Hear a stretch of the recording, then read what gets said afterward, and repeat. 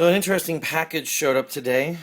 It says here that it's part number 257-25664, made in the USA, and it is a lens kit from AC Delco. Now, one of the things that a lot of people have been asking me about is, if I get a broken camera, can I fix it? Is there any way that I can repair it? And there is, but I'm going to let you guys in on some bad news here. After all my searching, I've only found 3 lenses in the entire country. The one that's sitting on my desk, the one that was part of an online parts catalog, which they no longer have, which I ordered first, and there's one left at a GM dealer in Tennessee. And that is round about $400. You'll notice that they haven't made these for a very long time. This one says that it was packed by Frank Mills on 3/4/2002, which means that this lens, since it is December 10th, 2012, has been sitting on a shelf in a box for over 10 years. If you got the money, I would definitely snatch up that second one. But we're going to take a look inside this box real quick. And I'm going to get a chance to show you guys what the lens kit involves and what your $400 will buy you. It's actually quite pathetic.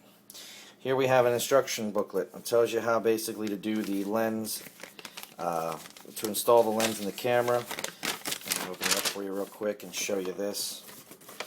Here we have night vision camera protective window replacement, design 2.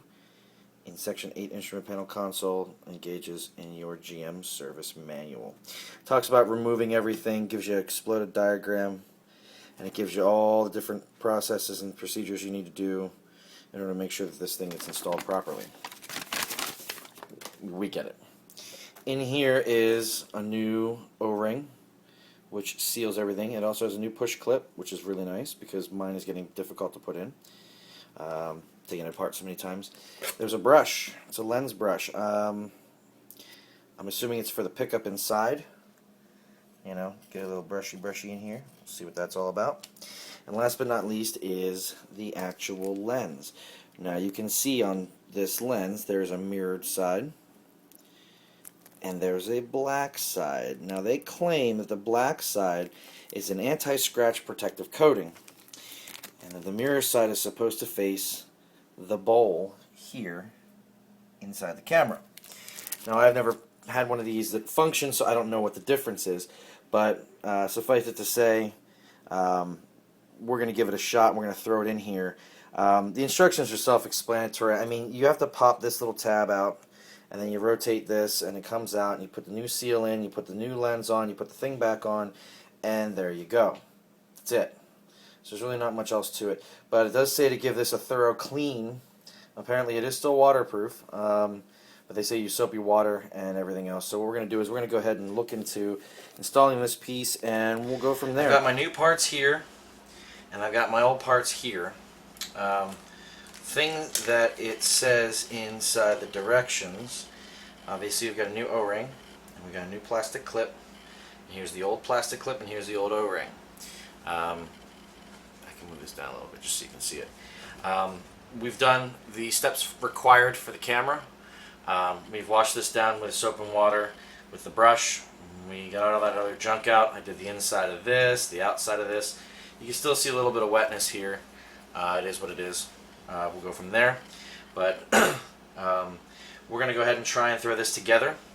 The first step that they say for reinstallation is to put this O-ring back in. So I'm going to go ahead and place that down in there. It's a very simple, easy, straightforward procedure. The next step that they say to do is to take this lens, which you can see is black on one side and like a mirror on the other, and you can see the difference in reflectivity. They said to place it mirror side in. I also wanted to point out something real quick. This is a very, very thin medium here. I mean, it's pretty tough, but I imagine that it would shatter if you put too much pressure on it. Alright, so now that we've got that in, we're going to have to locate where this sits in. Okay, and we're going to carefully. Oh, feels like it doesn't want to go in. I don't want to hurt it. Considering they're so expensive. I'm sure that this is the way it's supposed to be. And it does feel like it's in. It's nice and tight. Good to go. So I'll place my new pin inside here. Get that thing to sit nice and pretty. Push down. We are good to go. Camera is now lens installed. So let's go check out and see what the video looks like of the before and after. Okay, so here we are. This is the before image shot with the L3 Thermal Night Vision camera. This is camera positioned at the Z4 screen. And I guess what I can do is, while I'm doing this, you can see a little bit of me in here. What I can do is I can show you that there isn't, in fact, there is no front lens. I'm not sure what the image looks like on screen, but I can move out here a little bit. I'm only like 5 feet away. It wasn't designed to do this, but you can see that there is an image on the screen. You can see that on the one there is nothing. There's no lens in the front, and on the other one you can see my hand. So what we're going to do now is we're going to go over and show you what the image looks like with the lens in. Okay, so here's another test we've got going on.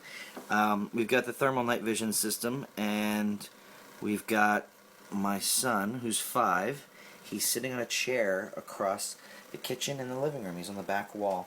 He's probably about 45 feet away. But with the new lens, it looks like things are getting sharper and cleaner. He's waving to us right now. I can see that. So we'll keep looking at it. We're going to try and get this attached to the front of a vehicle and do an on-the-road test. We'll go from there. Hey, there's my dog. And we'll put this out there and see what we can do. We'll do some on-the-road testing, maybe some driving around testing to see what kind of things we can get out of the system and go from there. And once we start doing the install on the actual M3, we're going to chronicle that as well and show you what we've done to make this happen and go from there. Thanks again for watching, and have a great day.